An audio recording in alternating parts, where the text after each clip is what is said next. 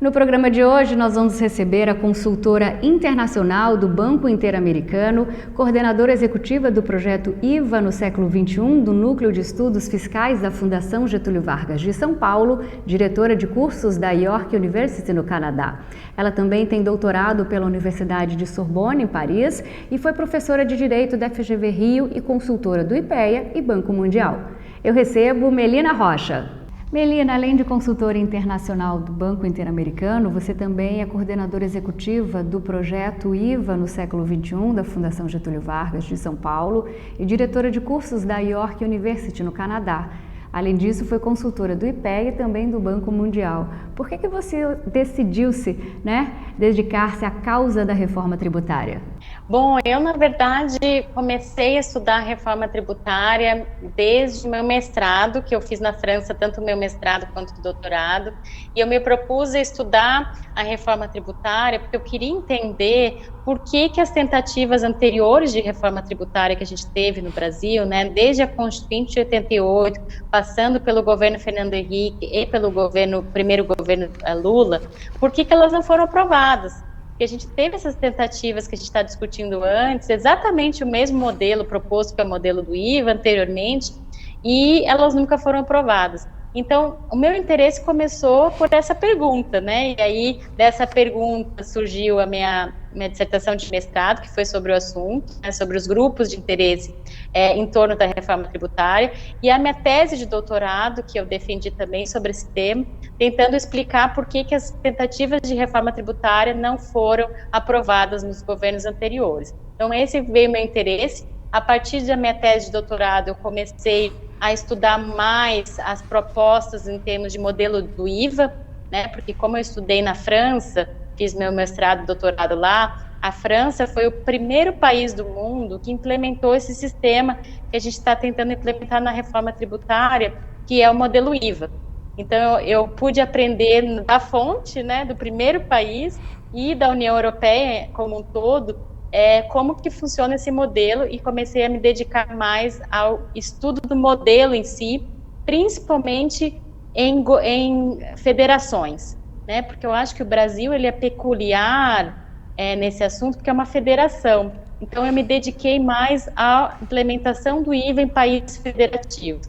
E é por isso que eu vim para o Canadá. Inicialmente, como você mencionou, eu trabalhava na FGV como professora e no IPEA como pesquisadora.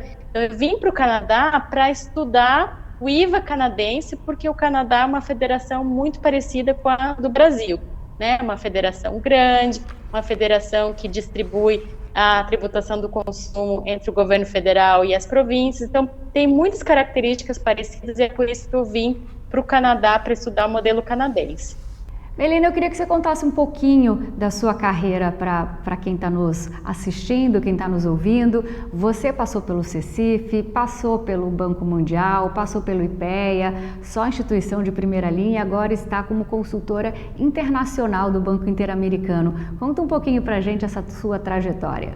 Claro, então, como a minha carreira sempre foi voltada mais para academia e para pesquisa, então, quando eu acabei meu mestrado e doutorado, eu era professora da FGV, da Direito Rio, trabalhei no IPEA como consultora de projetos de pesquisa, de policy, de implementação e discussão de políticas públicas, política tributária. Então, como eu tive uma carreira sempre muito voltada para pesquisa, surgiu essa primeira oportunidade no Banco Mundial, que eles precisavam de uma especialista no modelo brasileiro, no sistema tributário brasileiro, mas que ao mesmo tempo conhecesse também as propostas de reforma, modelo IVA. Então, eu trabalhei com eles, são sempre projetos de curto termo, eu não sou funcionária nem do Banco Mundial, nem do BID, mas eles me contratam como consultora por um período específico, e em que eu desenvolvo um projeto sempre relacionado à reforma tributária. Então, no caso do BID, eu fui contratada para dar assessoria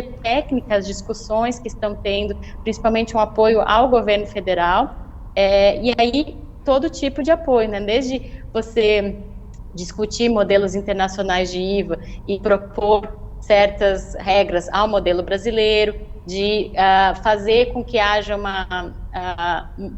uma explicação do modelo ao público brasileiro, por exemplo, como esse modelo internacional funciona. Então, é apoio técnico mesmo com relação aos modelos internacionais aplicados, como eles podem ser implementados na reforma tributária que está sendo discutida no Brasil. Com o CECIF também foi a mesma coisa, acho que eu contribuí bastante para essa questão de trazer esses modelos internacionais para a proposta do CECIF, para a PEC 45, 110, para a lei complementar que foi proposta pelo CECIF. Então, é sempre nesse sentido, né, fazendo essa conexão entre o sistema brasileiro, os problemas, as propostas e os modelos internacionais de IVA. Melina, vamos falar um pouquinho sobre regressividade. ICMS, ISS, IPI, PIS, COFINS, são esses impostos indiretos, ou seja, são aqueles que nós pagamos no preço de algum produto no supermercado, a gente quase não percebe ou sabe, tem gente até que não sabe, mas eles estão ali, né? E aqui no Brasil, o que acontece? Os ricos e os pobres, a gente paga o mesmo tanto de imposto por 1 quilo de feijão, por exemplo. Esse tipo de distorção, que é muito injusta, por sinal, é chamada de regressividade. E aí eu quero perguntar para a especialista no assunto, o que é essa regressividade, por que os mais pobres acabam sendo prejudicados dessa maneira? Bom, é verdade, tem uma discussão toda sobre a questão da regressividade desses tributos indiretos sobre o consumo, né? Porque quando você pega a renda das famílias mais pobres, elas gastam muito mais da sua renda no consumo, né? Então, por isso se diz que é regressivo, porque elas gastam uma parcela maior da renda consumindo e, portanto, com os tributos sobre o consumo do que famílias mais ricas. Então, inicialmente, se tinha a impressão que para reduzir essa regressividade dos tributos indiretos, né, é preciso dar desoneração à cesta básica, produtos essenciais, e com isso você deixa de cobrar tributos sobre produtos que o pobre consome, e com isso o pobre não seria onerado com esses tributos. Acontece que, então isso foi implementado em todo o mundo, não só no Brasil, essas desonerações também são presentes nos IVAs mais antigos, por exemplo, porque se tinha a ideia que as desonerações seriam a melhor forma de reduzir a regressividade. Acontece que hoje, né, estudos econômicos já mostraram que essas desonerações de cesta básica, produtos essenciais, na verdade, como você falou, vão beneficiar muito mais as famílias mais ricas. Porque quando a gente vê o consumo dessas famílias mais ricas, em termos absolutos, elas gastam mais dinheiro consumindo cesta básica, produtos essenciais, do que a família mais pobre. Então, quando você deixa de arrecadar tributo desses produtos, você está beneficiando em termos absolutos essas famílias mais ricas, deixando de arrecadar, como você disse, o imposto sobre essas famílias mais ricas que, em tese, têm mais condições de pagar tributo e deveriam pagar tributo. Então, quando você promove uma desoneração geral, você está, obviamente, beneficiando o mais pobre, que não está pagando tributo, mas muito mais o mais rico, que consome muito mais esses produtos. E é por isso que as propostas que estão aí em discussão, elas colocam prioritariamente que uma alíquota única sobre todos os bens e serviços, mesmo que esses produtos e serviços sejam essenciais. E, ao mesmo tempo, né, para justamente mitigar a regressividade do sistema, você devolve o tributo diretamente para aquelas famílias que efetivamente precisam, as mais pobres. Então, ao invés de você desonerar todo mundo e deixar de arrecadar imposto dos mais ricos, você vai estar desonerando somente as famílias mais pobres que realmente necessitam dessa desoneração por conta da regressividade do sistema. Então, é isso que se chama de cashback, né? No debate atual se chamou de cashback, que é uma forma de mitigar a regressividade de maneira muito mais eficiente, pontual, e realmente somente para quem precisa realmente ter a desoneração. E com isso você arrecada recursos dos mais ricos, né? Uma forma de reduzir desigualdade e produzir justiça social no nosso sistema também. E como você mesmo acabou de citar, as duas reformas que estão em tramitação, né, tanto na Câmara quanto no Senado, as duas conversam entre si sobre esse mesmo tema, que é o imposto único. Quer dizer, independente do autor, todo mundo sabe que isso vai ser a melhor coisa a se fazer.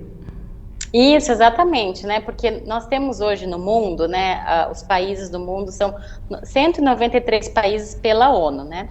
Desses 193 países, 174 têm o IVA, o Imposto sobre o Valor Adicionado.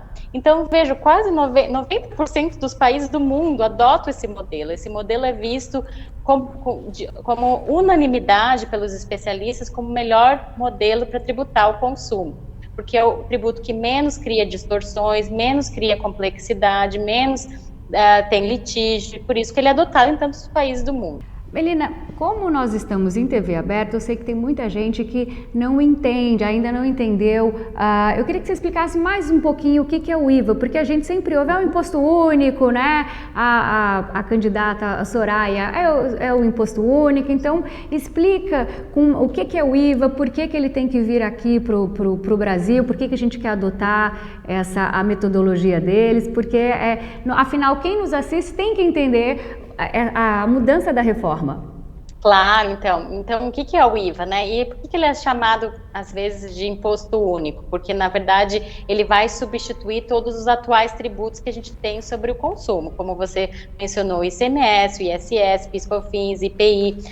Então, é por isso que se chama de IVA único, mas, na verdade, vai ser um modelo dual, né? Vai ser com as regras idênticas, mas vai ter um tributo na esfera estadual e municipal e outro federal.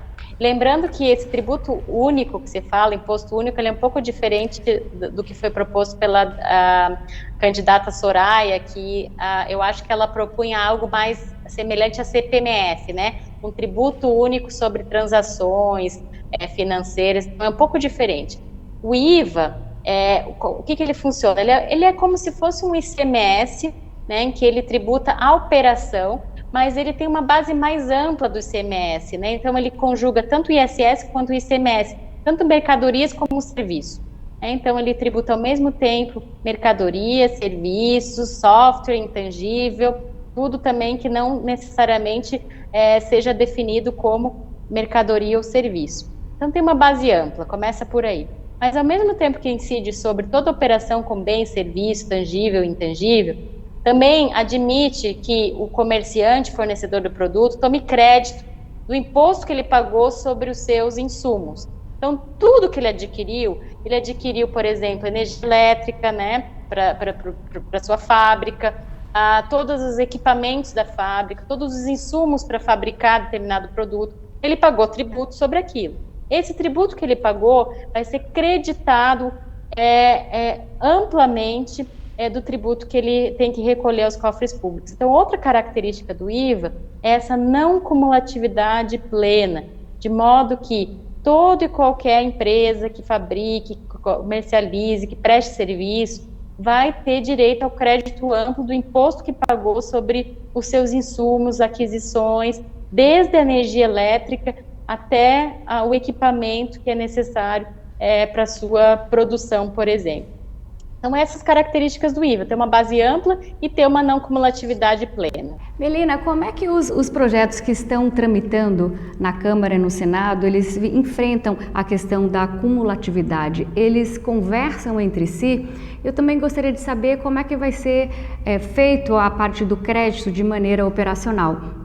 Claro, então, excelente pergunta, eu acho que é fundamental a gente entender isso. Então, ao longo da cadeia produtiva, quando você passa o produto, vamos dizer lá, desde o produtor rural, até passando pela indústria, pela distribuidora, pelo comércio, você tem diversas transações de compra e venda, né? Então, cada um que compra os insumos, né, ele vai pagar tributo sobre aqueles insumos, porque é uma operação, é uma venda, e incide tributo sobre isso. Então, o problema não é nem tanto a incidência plurifásica em cada transação, mas é o fato, como você muito bem colocou, de, na maioria das vezes, né, esses tributos pagos ao longo da cadeia não poderem gerar crédito, não poderem serem recuperados, devolvidos a quem pagou no meio da cadeia. Esse é o grande problema. Então, todos os tributos que a gente tem atualmente têm restrições ao creditamento. E com isso, o que acontece quando você não consegue creditar esse imposto que você pagou é que eles vão embutir no preço final do produto, né? Então, assim, se eu tenho um custo que é R$5, por exemplo, de um tributo que eu não pude me creditar, eu vou colocar isso no meu preço e o preço do meu produto vai se tornar mais caro. Como você disse no início, né? Você compra os R$ 100, mas aí desses R$ 100 não é realmente o custo dele real, não é esse, já está embutido R$ 20. Exatamente. Então, esse é o problema do nosso atual sistema, essa cumulatividade na cadeia. E a proposta que está sendo colocada na reforma tributária é que todo tributo pago pelas empresas no meio da cadeia vai gerar crédito. E com isso, esses tributos, as empresas vão poder se creditar desses tributos, de modo que eles não vão integrar nem aumentar o preço do produto, não vão ser custos para a empresa mais, né? Porque vão se creditar daquilo que pagaram, vão ter o dinheiro de volta reembolsado ou creditado com o que eles têm a recolher aos cofres públicos. Então, esse sistema ele melhora imensamente a competitividade das empresas internacionalmente, por exemplo, né? Porque se a gente tem uma exportação, essa exportação, apesar dela ser imune, né, ser desonerada, como eu falei, por conta da cumulatividade na cadeia, o preço final desse produto vai incorporar essa cumulatividade dos tributos que não foram creditados. E aí, quando você vende o tributo lá no outro país, o produto no outro país, esse produto vai estar com preço maior por conta da cumulatividade. Então, a gente está impactando os nossos produtos brasileiros no exterior por conta disso. E a reforma vai acabar com essa cumulatividade, de modo que vai acabar com o resíduo tributário e não vai ter um impacto no preço, no sentido de não ter mais imposto embutido no preço final. Então, isso é muito positivo. E, Melina, os projetos da reforma tributária, como é que eles enfrentam essa questão da cumulatividade, os que estão tramitando no Congresso? Eles também conversam? E como é que vai ser creditado, como é que vai ser feito esse crédito com a gente que paga o imposto? Claro, então os dois projetos hoje eles estão permitindo o creditamento amplo de tudo que é pago no meio da cadeia produtiva, inclusive, por exemplo, equipamento, bens do ativo fixo, que hoje tem certa restrição com relação ao ICMS, bens de uso e consumo, eletricidade, internet, o combustível, por exemplo, tudo isso dá crédito. Então, os dois projetos estão muito bem alinhados com relação a isso. E como é que vai ser feito de forma operacional, né? Eu acho que o que se propõe nas duas PECs é que haja uma arrecadação centralizada desse novo tributo. Então, ao invés de hoje você se inscrever e arrecadar tributo para cada estado e cada município, você vai ter um órgão que é composto por todos os entes, né, de forma paritária, por todos os estados, todos os municípios, vão ter gestão desse ente, mas para o contribuinte só vai pagar para essa entidade, o Conselho Federativo que a gente está chamando. E aí, com isso, é o próprio Conselho Federativo que vai garantir esse creditamento dos insumos de forma automática, né? Porque como a gente vai ter a nota fiscal eletrônica muito presente nesse novo sistema, quando você coloca o CNPJ da pessoa que está adquirindo na nota fiscal eletrônica, isso já gera crédito automático para ela, né? Então, isso já é feito de forma automática, eletrônica, por esse Conselho Federativo que vai garantir que as empresas tenham efetivamente a devolução desses créditos. Então, é uma revolução em termos do que a gente tem hoje no país, né? Melina, quando a gente fala de melhora de ambiente de negócios com a reforma tributária, nós temos que ter em mente que as empresas brasileiras têm um custo muito maior em administrar seu sistema contábil e também o fiscal, enquanto que em outros países do mundo o sistema tributário é bem mais simples, ou seja, nosso ambiente de negócio, devido ao nosso sistema tributário, a carga tributária, acaba prejudicando a competitividade internacional. As nossas empresas elas já saem de largada com um ponto negativo frente às empresas de outros países que possuem sistemas tributários mais simples que o brasileiro. Me veio à mente agora aquelas competições que o apresentador fala, você fica 2 minutos enquanto o outro sai na largada, você só pode sair 2 minutos depois. Ou seja, de que maneira o sistema tributário brasileiro afeta negativamente o ambiente de negócios ao ponto das empresas daqui perderem essa competitividade internacional? Então, você abordou um tema muito interessante, que é a questão da complexidade. Então, não é só questão de carga tributária, né? quanto que está pagando a alíquota sobre o preço do produto. Além disso, tem toda essa discussão da complexidade em termos de obrigações acessórias, o contribuinte ele não sabe se, por exemplo, se determinado produto é uma mercadoria sobre o qual incide ICMS ou se é um serviço. Às vezes acaba pagando tanto ICMS quanto ISS, porque não quer ter complicação com nenhum dos fiscos. Então, isso cria litígio, tanto na esfera administrativa quanto judicial, que é um custo muito grande para as empresas. Então, além de você ter que manter funcionários para cumprir com as obrigações acessórias, as declarações para recolher os tributos, de todos os tributos a que a empresa faz, está submetida. Além disso, tem todo o custo do litígio administrativo, tributário, da insegurança jurídica das regras. Isso tudo cria, como você falou, impacta no ambiente de negócios, porque, por exemplo, uma empresa estrangeira não quer investir no Brasil porque não sabe nem que tributo vai pagar, né? E vai ter que investir muito mais em termos de funcionário, voltar da área tributária para poder cumprir com as obrigações desses tributos todos. Então, isso gera um custo exponencial, principalmente para as empresas que querem investir no país. Isso impede que novas empresas venham para o país. Com relação à questão interna, das empresas que já estão no país, nós temos uma questão muito grave, que é a questão de benefícios fiscais concedidos para certas empresas específicas, e isso cria uma desigualdade em termos de competição, porque aquela empresa que tem um certo benefício fiscal, ela vai ter, obviamente, um preço menor, enquanto que a outra que não tem, que exatamente fornece o mesmo produto, mas não tem o benefício fiscal, ela não tem como reduzir nem competir com essa outra empresa em termos de preço. Falando aqui de Mato Grosso, é claro que não podemos deixar o agronegócio de lado.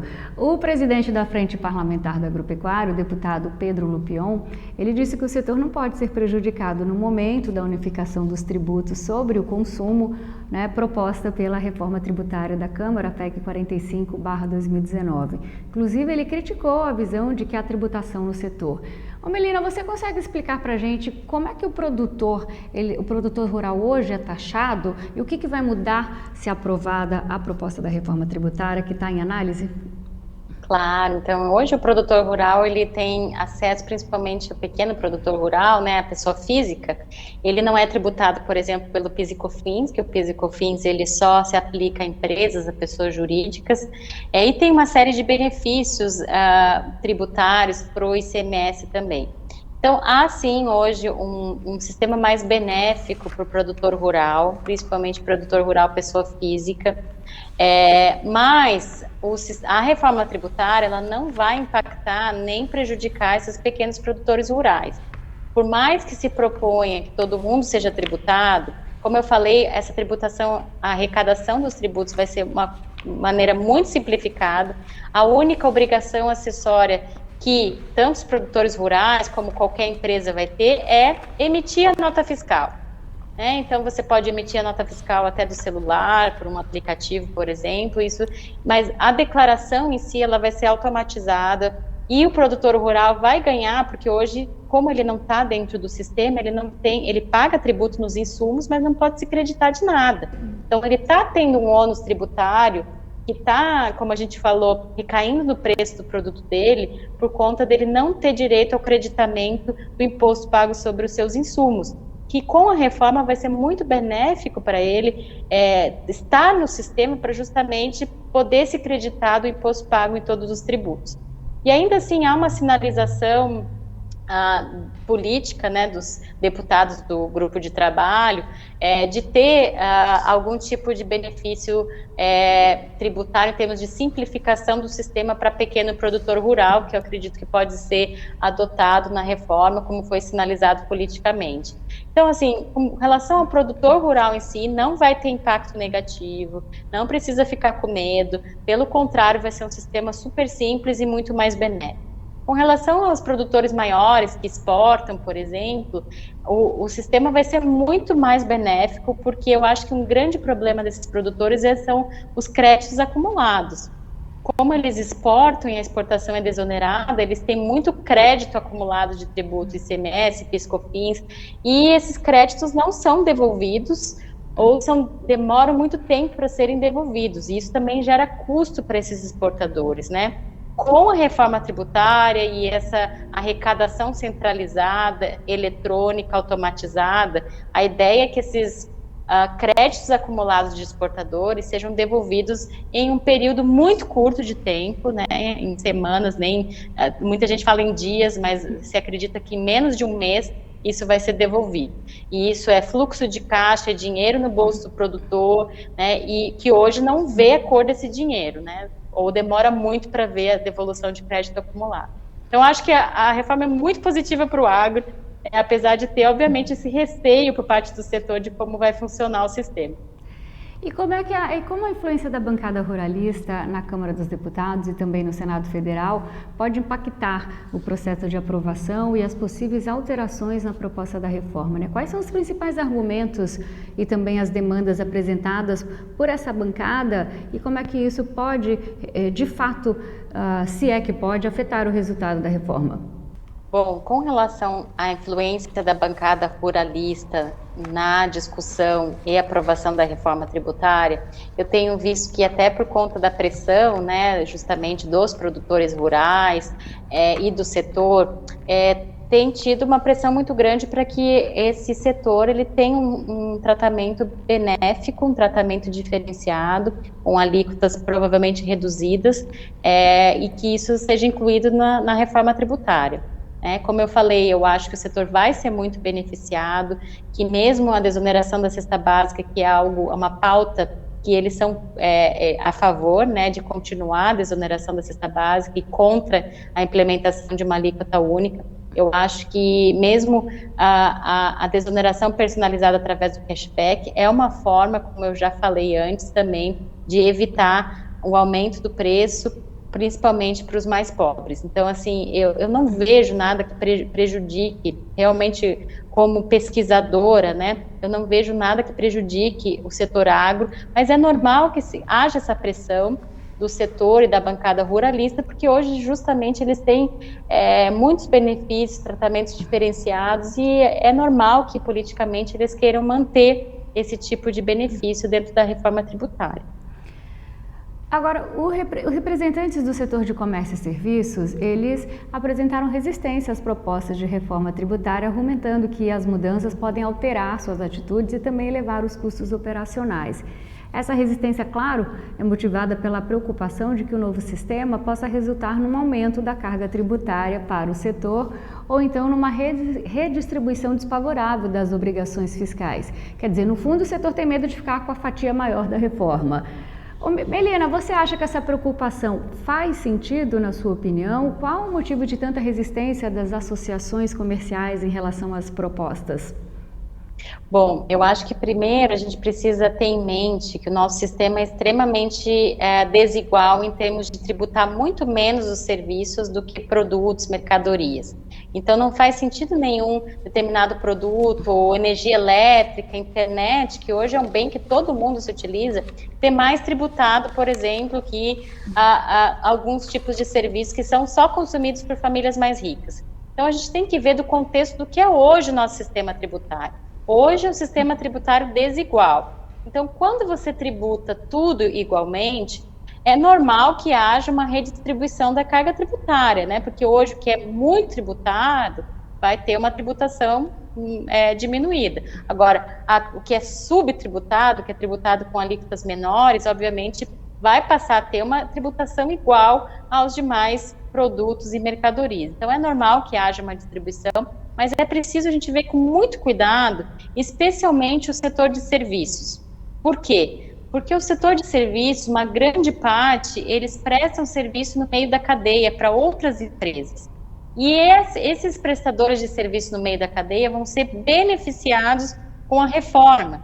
Por quê? Porque hoje, quando eles vendem o serviço, prestam serviço, eles aplicam o ISS, que é cumulativo. Então, se ele prestou o serviço por 100, de novo, o mesmo exemplo, né? Ele aplica 5, esse 5 não é recuperado pelo tomador. Então, para o tomador, o custo é 105 daquele serviço. No IVA, como o tributo é não cumulativo, mesmo que tenha uma alíquota maior, de 25%, por exemplo, o prestador de serviço ele vai pagar 125, mas como ele tem direito a 25, porque 25 é o tributo pago, ele vai ter direito a crédito sobre isso, o custo para ele vai ser somente 100, e não mais 105 como é para o ISS hoje, né? Então, vejam, há um benefício no meio da cadeia por conta do creditamento.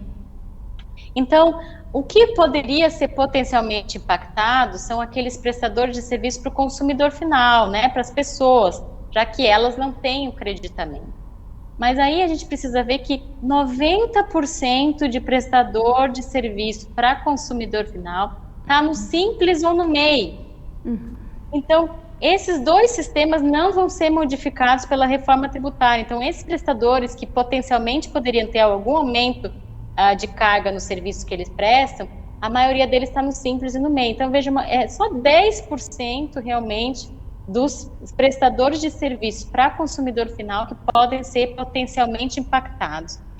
Então, a gente tem que destrinchar um pouco o setor de serviço, principalmente, para dizer que não é todo o setor não que vai ser prejudicado, é uma minoria de prestadores de serviço, normalmente serviços que são prestados a famílias mais ricas e que podem pagar o tributo. Para a gente encerrar, você, claro, deve estar acompanhando a tramitação da reforma na Câmara dos Deputados e também no Senado. Qual resultado você arriscaria desse desenho final da reforma? Bom, ótima pergunta. Eu acho que a gente está diante de uma conjunção muito favorável, né, a favor da reforma tributária e da aprovação da reforma tributária, por diversos motivos. O primeiro motivo, como a gente comentou aqui, que eu acho que o governo federal está colocando um capital político e financeiro, né, assim, pela primeira vez na história, o governo federal está apoiando a reforma tributária, está disposto a financiar fundos de desenvolvimento regional, por exemplo, para estados como o de vocês, que é tão importante esses fundos de desenvolvimento regional justamente para serem aplicados para atração de investimentos, de novas empresas, de riqueza e emprego para essas regiões. Então, isso vai ser financiado, ao que tudo indica, em parte pela União Federal, e isso é muito positivo, isso é essencial a presença do governo federal nesse debate de forma tão ativa.